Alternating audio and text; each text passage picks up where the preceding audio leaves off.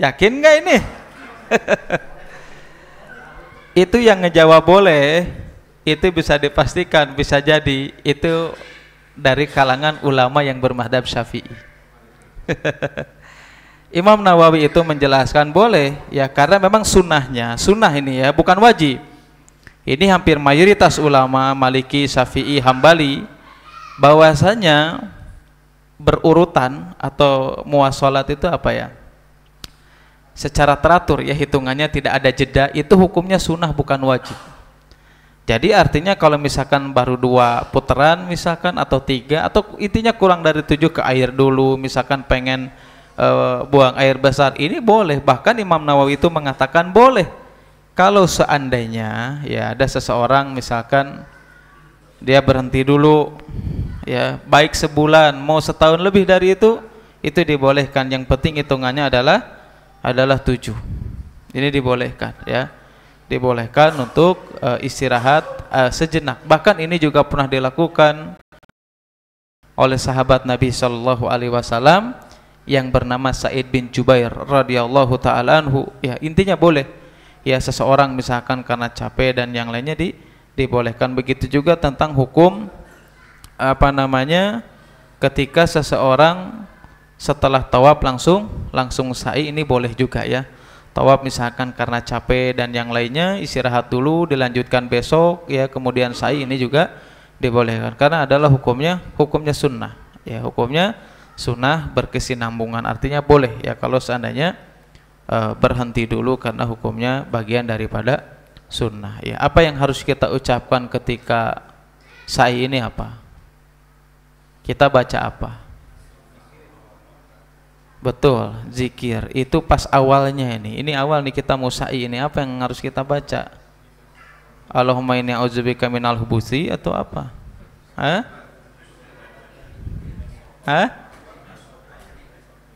Inna sofa wal marwata min syairillah. Ini dibaca nih awal, ketika awal melangkah baca itu dulu.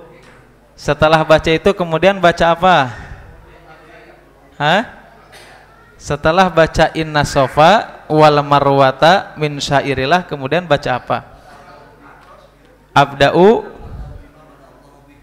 Masya Allah, abda'u bima bada Allahu bihi ya. Jadi udah inna sofa wal marwata min syairillah, udah baca itu, langsung dia baca abda'u bima bada Allahu bihi, aku memulai dengan apa yang dimulai oleh Allah Subhanahu wa taala, kemudian jalan zikir dan tidak diulang-ulang ya, tidak diulang-ulang ya. Di jalan terus baca inna sofa wal marwata min syairillah, ini tidak dianjurkan, bahkan ini tidak diajarkan oleh Nabi Shallallahu Alaihi Wasallam ya. Yang dianjurkan itu ketika memulai inna sofa wal marwata kemudian membaca abda'u bima bada Allahu bihi, udah ya, tidak diulang-ulang ya. Sebagian kita jamaah Indonesia khususnya sering diulang-ulang sambil jalan baca itu tidak disyariatkan ya. Bahkan membaca bareng-bareng zikir ketika itu bersamaan juga ini tidak dianjurkan oleh Nabi Shallallahu Alaihi Wasallam. Ini yang harus kita ketahui. Atau ada kesalahan lain lagi yang tidak boleh dilakukan.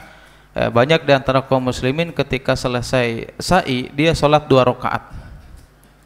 Ini sesuatu yang tidak dianjurkan ya, adalah sholat 2 rakaat ketika selesai melaksanakan sa'i. Ini tentu di luar daripada ajaran Nabi Shallallahu Alaihi Wasallam. Ini yang harus kita ketahui ya, hal yang berkaitan dengan sa'i. Kemudian hal selanjutnya dari hadis kemarin masih belum selesai ini ya. Kenapa enggak saya kopikan lagi itu apa namanya kertas hadisnya, karena hadisnya masih yang kemarin dan sebelumnya masih belum selesai ya. Ya mudah-mudahan masih ingat ya, sudah pada hafal kan ya. Insyaallah kita senudon aja, insyaallah sudah pada hafal. Nah, kemudian hal yang selanjutnya ya, berarti kalau setelah sa'i itu apa? Tahalul ya, karena makanya dalam manasik atau dalam ibadah haji dan umroh itu ada istilahnya ihram. Ihram itu kan artinya pengharaman kan begitu ya. Diharamkan melakukan sesuatu ketika kita sedang manasik atau melaksanakan haji dan umroh. Pengharaman ini dibatasi. Kapan dibatasinya? Dengan tahalul, dihalalkan ya kan, diharamkan kemudian ditahalulkan, dihalalkan, artinya seperti sholat. Ya, sholat itu apa? Miftahus sholati tuhurun wa tahrimuha takbirun wa tahliluha taslim. Sebagaimana sholat, sholat itu kuncinya adalah dalam keadaan suci. Wa tahrimuha takbir, itu diharamkan dengan takbiratul ihram. Udah, ketika sudah takbiratul ihram nggak boleh ngomong, nggak boleh makan, nggak boleh melakukan aktivitas di luar daripada gerakan sholat. Kapan dihalalnya? Wa tahliluha taslim, dihalalkan lagi boleh melakukan segala aktivitas di luar sholat ketika sudah dihalalkan dengan salam. Sama dalam haji dan umroh juga, ya, itu ditahrim nih, ya, diharamkan. Setelah ihram berarti tidak boleh melakukan hal-hal yang memang dilarang dalam syariat. Apa aja yang dilarang? Dulu pernah kita jelaskan. Apa aja larangan dalam ihram? Hah? Memakai wangi-wangiannya kapan? Kalau saya sebelumnya di mana? Enggak, di baju, di badan, atau di mana? Di badan. Bukan di baju, enggak boleh. Ya enggak boleh. Jadi kalau kita nih udah mau nih lagi persiapan mandi, ya kan? Boleh pakai parfum. Memang dilarang untuk memakai parfum kan ketika sudah mulai ihram. Tapi kalau sebelumnya boleh. Tetapi itu di badan. Ya, di badan, atau minyak rambut juga boleh. Itu sebelum dimulai daripada ihram, ini dibolehkan. Meskipun parfum yang kita gunakan ini nempel nantinya di kain ihramnya, ini tidak masalah, karena dari awal juga kita menempelkan di mana, di badan, ini dibolehkan.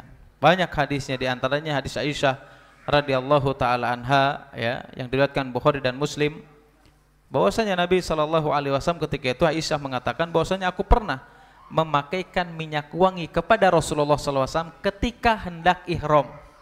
Ketika hendak ihram, berarti kalau ketika hendak sesudah apa sebelum? Sebelum. Minyak rambut juga boleh. Ya, ini saya ulangi lah. Ya, ini materi tadi pagi saya ngasih materi di salah satu grup, ya. Ya. Kemudian boleh juga pakai minyak rambut, boleh. Minyak rambut kan pasti wangi, ya. Nggak mungkin minyak rambut itu bau, nggak mungkin. Itu dibolehkan, ya. Kapan? Kalau sebelum ihram, karena orang yang ketika ihram itu kan ada dua keadaan, ya, sebelum ihram dan setelah melakukan ihram. Minyak rambut boleh, sama hadisnya dari Aisyah juga, ya. Beliau mengatakan bahwasanya ka'ani anduru ila wabisal miski fi mafraqir Rasulillah sallallahu alaihi wasallam wa huwa muhrimun. Aku ini seolah-olah melihat, kata Aisyah, ini kilatan di rambutnya, ini bekas minyak rambut di belahan rambutnya. Padahal Nabi ketika itu dalam keadaan ihram. Ini dibolehkan, ya. Bolehkan seseorang menggunakan minyak wangi, ya, atau sesuatu yang dikatakan minyak rambut itu sebelum daripada ihram. Ya, nggak apa-apa, kilas sedikit, ya, biar nyambung lagi nih, karena sekarang mau terakhir tentang tahalul, ya. Tapi bagaimana hukumnya kalau seandainya seseorang itu menggunakan sesuatu itu pada dasarnya bukan minyak wangi tapi punya ada aroma? Contohnya apa? Contoh makan jeruk. Jeruk itu pasti ada aroma. Durian, ya. Durian ada aroma enggak? Kalau ada yang jawab durian enggak ada aroma, KW itu duriannya, ya. Kecuali kalau sudah dibuat es duriannya, es kepal durian, itu udah enggak ada aroma kayaknya.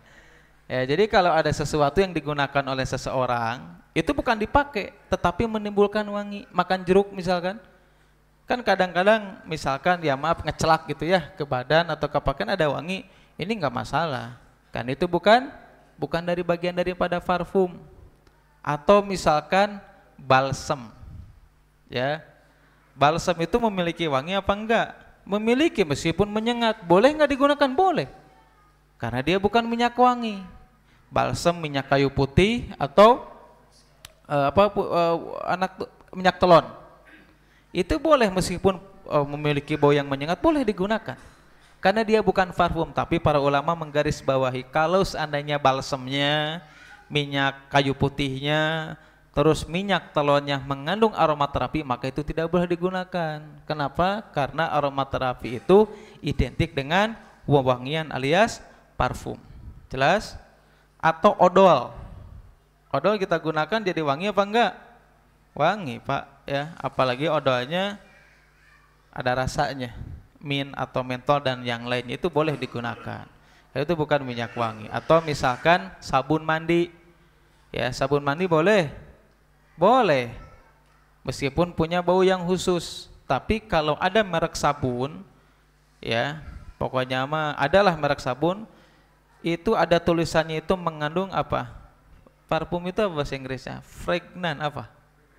Ya itulah kurang lebih. Kalau sabun ada tulisannya itu mengandung minyak wangi nggak boleh digunakan ya. Jelas ini dibolehkan yang harus kita pahami. Bahkan banyak di antara kesalahan kaum muslimin ya karena betul kita menghadap Allah itu harus bersih ya. Kita menganggap menghadap bos aja harus bersih. Menghadap Allah harus lebih bersih lagi. Saking pengen bersihnya sebagian kaum muslimin ada tuh. Jadi sebelum ihram itu bajunya dicuci dulu, direndam sama molto. Merek itu ya. Direndam sama softener ya, atau pewangi pakaian ini nggak boleh. Nggak boleh.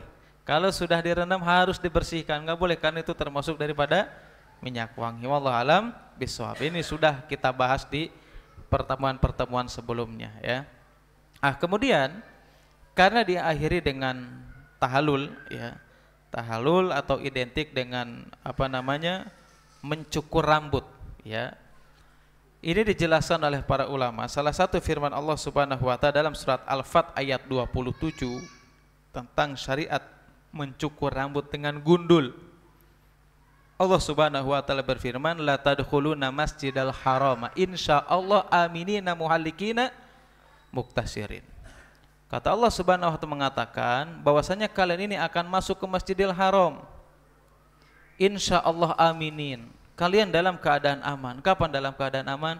Muhallikina ru'usakum. Kalian dalam keadaan botak. Ya, kalian dalam keadaan botak rambutnya. Ya, baru setelah botak Allah Subhanahu wa taala mengatakan apa? Muqassirin.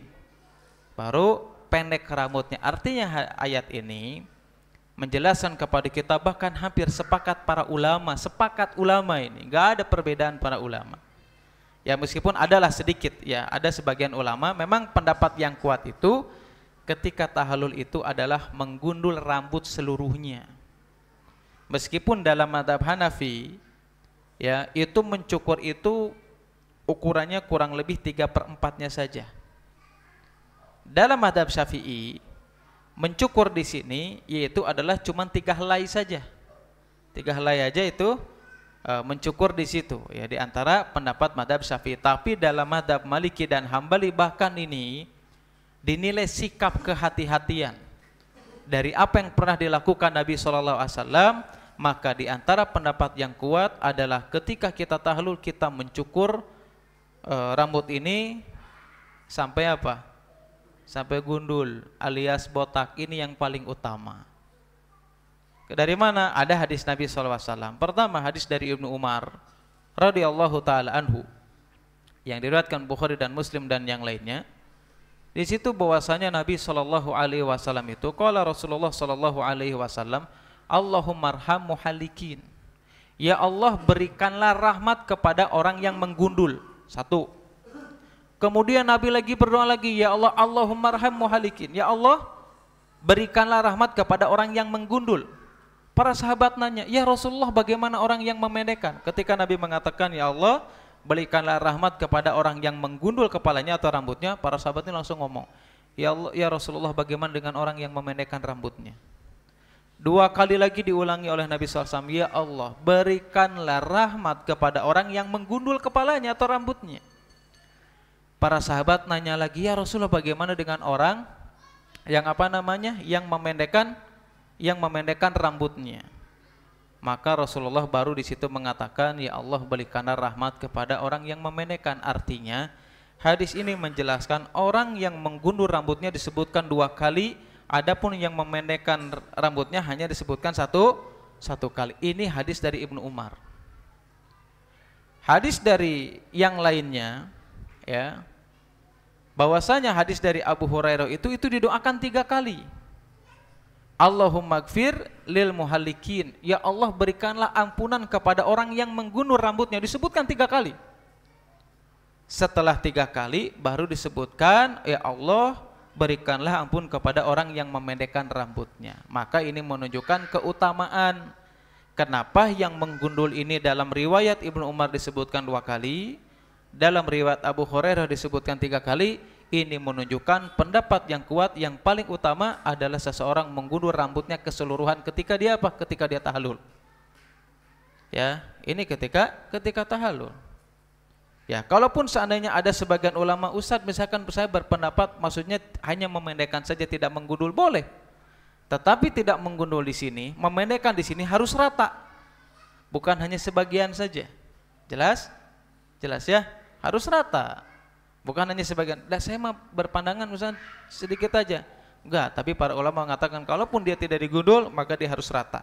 Ya, pendek harus rata. Tetapi yang paling utama ya digundul ya. Semakin banyak rambut yang jatuh ya, semakin banyak kita mendapatkan ampunan dari Allah Subhanahu wa taala. Ya kan kita ibadah ya. Masa mengorbankan rambut aja nggak mau ya. Orang lain mengorbankan hati, ini mengorbankan rambut nggak mau, tidak akan mengurangi kegantengan kita. Ya, ketika kita apa?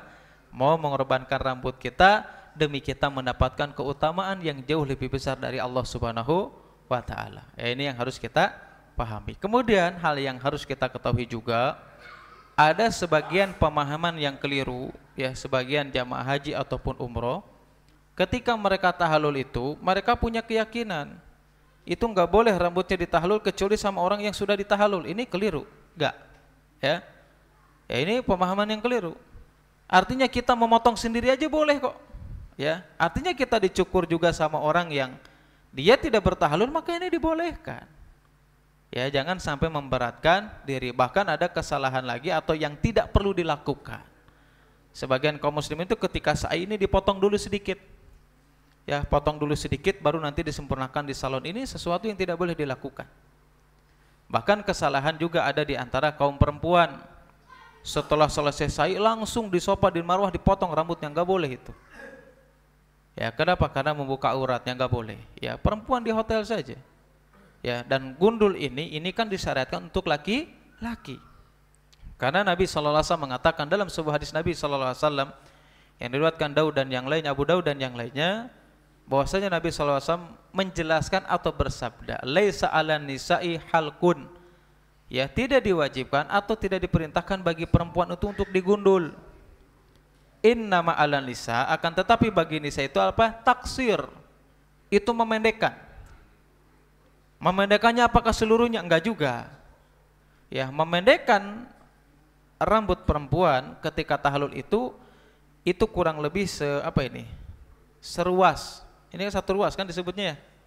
Satu ruas tangan. Ini perempuan nih, di hotel nanti dilakukannya. Jangan di sofa dan marwah. Di hotel baru dipotong satu ruas jari ini. Kalau bisa para ulama menganjurkan kalau bisa rambutnya itu digabungkan ya, maksudnya diikat gitu, dipotong kurang lebih jaraknya satu ruas jari. Kalau misalkan tidak mungkin dikumpulkan ya sudah dipotong dari berbagai sisi kurang lebih panjangnya satu ruas. Ini yang harus kita ketahui ya. Kemudian di antara sunnahnya ketika seseorang tahallul memotong rambut, kan kadang banyak juga orang Indonesia saling mencukur di antara satu sama lain ya. Banyak yang melakukan seperti itu. Nah, ini nanti siapapun yang mencukurnya maka disunahkan dimulai dari yang kanan, kemudian yang kiri. Biar apa? Biar lebih utama. Kenapa? Karena datang hadis Nabi SAW dari Anas bin Malik radhiyallahu taala anhu yang diriwayatkan Imam Muslim dan yang lainnya. Ketika Nabi SAW di Mina, ya kemudian berangkat untuk Zumratul Aqabah, ya kemudian menyembelih, kembali lagi ke tempatnya ke Mina, kemudian menyembelih hewan. Ketika itu Nabi SAW itu sudah ditunggui sama tukang cukur. Sudah ditunggui sama tukang cukur. Ketika sudah ditunggu sama tukang cukur, Nabi SAW memerintahkan apa? Memberikan isyarat bahwasanya yang dimulai itu kanan kemudian kiri. Ya, makanya ketika itu Nabi SAW memotong kanannya, rambutnya ini diberikan kepada orang-orang yang ada di sekitarnya karena berkah. Ini tapi khusus Nabi ya, nggak ada yang lain yang memiliki berkah, nggak ada. Ya, ini yang harus kita pahami ya, keberkahan pada jasad seseorang itu hanya terletak pada Nabi, tidak ada pada orang-orang soleh yang lainnya, nggak ada. Ya, Nabi itu air ludahnya, keringatnya, bahkan dalam hadis yang lain, ya, disinggung dulu nih sedikit dari hadis Anas bin Malik radhiyallahu taala anhu, itu Nabi itu pernah berkunjung ke rumahnya Anas bin Malik. Beliau tidur tuh. Pas lagi tidur, tiba-tiba Ummu Sulaim itu bawa botol. Botolnya disimpan di bawah badannya Nabi SAW. Kenapa? Karena ketika itu keringetan. Itu keringatnya itu dimasukin ke botol, kemudian Nabi bangun. Apa yang kamu lakukan? Gitu ya, kurang lebih bahasanya seperti itu. Saya mengambil keringatmu itu untuk dicampurkan dengan minyak wangi dan akan dijadikan minyak wangi yang terbaik. Kalau ini berkah boleh, Nabi tidak mengingkarinya. Bahkan dalam riwayat lain Ummu Sulaim itu mengatakan narju barokatahu lisibyanina. Kami mengambil keringatmu ya Rasulullah, itu tujuannya untuk apa? Tujuannya supaya bisa mendatangkan keberkahan bagi anak-anak kami. Kemudian Nabi mengatakan, benar apa yang kau ucapkan. Artinya Nabi tidak mengingkari. Ya, artinya segala sesuatu yang ada pada fisik Nabi, mau air liurnya, mau air wudu bekas Rasulullah, mau rambutnya, mau pakaiannya, apapun yang pernah dipakai oleh Nabi SAW, maka ijma, kesepakatan para ulama, maka kita boleh ngalap berkah kepada jasadnya Rasulullah SAW. Tetapi ini khusus Nabi. Orang soleh, baik ketika Nabi masih ada ataupun sudah wafat, mereka tidak memiliki keberkahan pada fisiknya, nggak ada. Nggak ada dalil satupun yang menjelaskan tentang itu.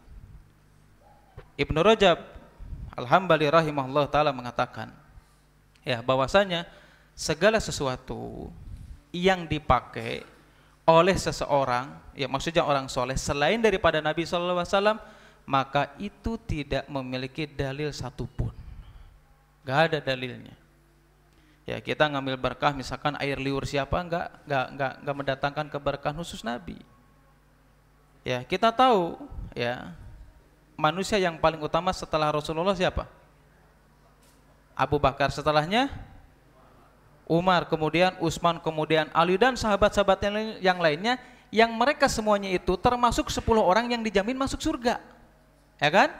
Ini sahabat-sahabat yang mulia.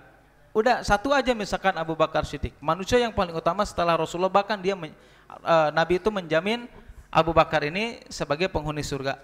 Tidak ada sedikit pun riwayat yang menjelaskan misalkan para tabi'in ini, Rasulullah sudah nggak ada misalkan, para tabi'in mereka ngalap berkah kepada fisik yang ada para sahabat, nggak ada dalilnya. Misalkan minta keberkahan kepada Abu Bakar, padahal manusia yang paling utama. Manusia yang paling utama setelah Rasulullah yang dijamin masuk surga. Kita kan belum tentu, ya kan? Kita belum tentu masuk surga, dan kita juga belum tentu menjadi manusia yang lebih baik daripada sahabat Nabi SAW. Enggak ada riwayatnya. Atau ketika Rasulullah masih hidup, misalkan Umar nih minta keberkahan kepada Abu Bakar enggak ada dalilnya. Jadi ini khusus siapa? Khusus dimiliki oleh Nabi SAW. Tapi Ustadz, gimana caranya misalkan saya ingin mendapatkan keberkahan setelah Nabi SAW meninggal, bisa nggak kira-kira? Nabinya sudah meninggal nih, bisa nggak kita ngalap berkah kepada Nabi SAW?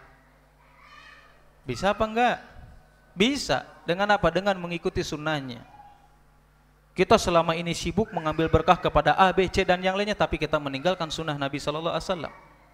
Padahal mengikuti ajaran Rasulullah, mengikuti ajaran tuntunannya agama Nabi SAW, itu keberkahan yang paling utama. Keberkahan hidup, keberkahan umur, itu akan diberikan oleh Allah. Kapan? Ketika kita mengikuti sunnahnya Nabi SAW, itu yang paling utama. Ya, nah ini hadis Anas ini penjelasan apa? Tentang disunahkan dicukur sebelah kanan dulu, kemudian sebelah kiri. Kenapa? Karena ketika itu rambutnya dibagikan, ya, kepada orang-orang sekitar. Kemudian yang sebelah kiri diberikan kepada Ummu Sulaim. Kemudian dalam riwayat lain, ketika Nabi selesai dicukur sebelah kanannya, kemudian dicukur rambut sebelah atau kepala rambut sebelah kirinya, itu rambutnya diberikan kepada siapa? Kepada Abu Thalhah, karena Nabi SAW menanyakan mana Abu Thalhah. Kemudian diberikan rambutnya Nabi SAW untuk mendapatkan keberkahan. Wallahu a'lam bishawab. Insyaallah ya, pertemuan yang akan datang kita lanjut kembali, ya belum Belum selesai ya. Tadinya selesai hari ini tentang tentang tahallul ini. Insyaallah pertemuan yang akan datang kita lanjut kembali. Mudah-mudahan bermanfaat. Mudah-mudahan kita semuanya mendapatkan keberkahan. Kenapa? Karena kita sama-sama mempelajari apa yang dijelaskan dalam Al-Quran dan Sunnah Nabi Sallallahu Alaihi Wasallam. Wallahi Allah akan menurunkan keberkahan. Ya, nggak perlu diambil punya saya, nggak usah. Kita semuanya duduk di sini, insya Allah mendapatkan keberkahan yang diturunkan oleh Allah Subhanahu Wa Taala, sebagaimana sabda Nabi Sallallahu Alaihi Wasallam. Subhanakallahumma wa bihamdika, syadu an la ilaha illa anta astaghfiruka wa atubu ilaik. Wassalamualaikum warahmatullahi wabarakatuh.